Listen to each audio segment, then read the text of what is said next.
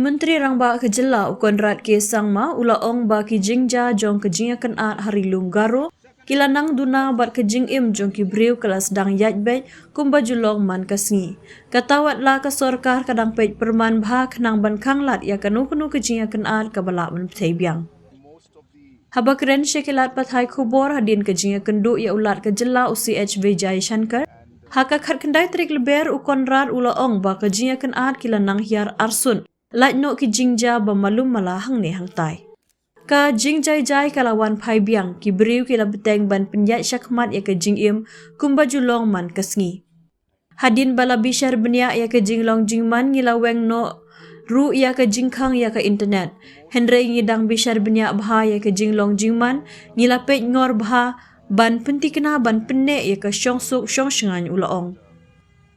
U Conrad ula ong ba ula ai ke jing batai ke babenia sya ulat halor ke jinglong jingman Rilum Garo ka bami na ke jing yakhi ka bapenmi ya ka huri hura namar ka jing persya ya ke jing syem benta jong ki bomdai Rilum ha ka election GHADC ya ka balapen kelano dang shen.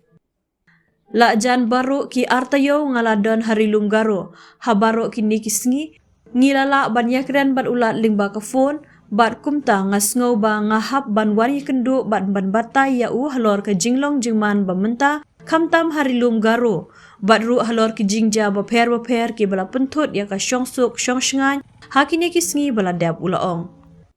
La sendran lang ya u Menteri Rangba lau sumbut Menteri Rangba ubakmi ya ketenat kampo ying ubak Preston Tensong. Ngila batai benia halor ke jinglong jingman baru syaulan ong u Conrad haba benra ba ulat ula kamtip bahaya ke ka belaja. Halor ke jingkem ya ki briu namar kita ki jingja ya kenat u Conrad ula ong ba ke ni ke dei ke kam jong ki pulit.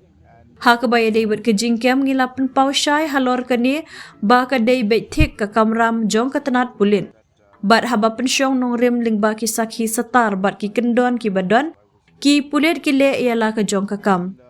Ngamdon jingtip kat nuru ki bala syakem ngamdon jingtip ru manu kita ki ba syakem namar ka di ka kam jong ki pulen bat ki pulet ki syem ki sinjam kat kum ka ain bat kat kum ki sakhi satar ngatharai bu SP unla ban aya ke jubab ka bakhamba halor kini ki aka baro. I was for most of the last 2 weeks I was in Garo Hills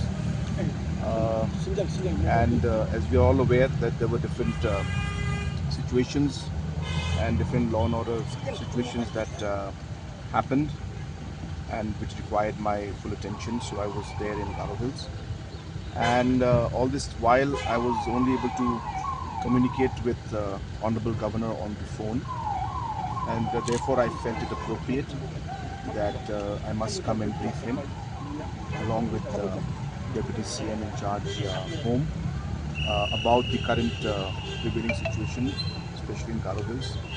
Also the different incidents that led to the different law and order situations that we faced. So a complete briefing on the entire matter was given to the Honorable Governor and that was my basic purpose of visit.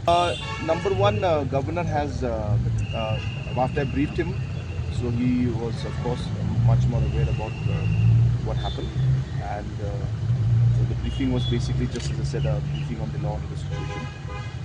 Regarding the arrest, so we'll be very clear on this. It is purely police department's responsibility and based on whatever evidence and whatever rules that are there, the police will take action. I'm not aware of how many arrests have been made. I'm not aware of who all have been arrested. It's a pure police matter and the police is taking steps as per law and as per evidence. So I think the SP there will be in a position to reply to that, the different SPs. But those details are not. In terms of the violence and the different incidents have come down. There are some sporadic incidents that are there once in a while. Violence has come down, but we are keeping a close watch to ensure that there is normalcy should return. To a large extent, it has returned. To a large extent, people are now getting on with their day-to-day lives. to a large extent, as I said, even after assessing the situation, the internet ban also has been lifted. So these are signs of some sort of normalcy returning. But we are carefully monitoring the situation.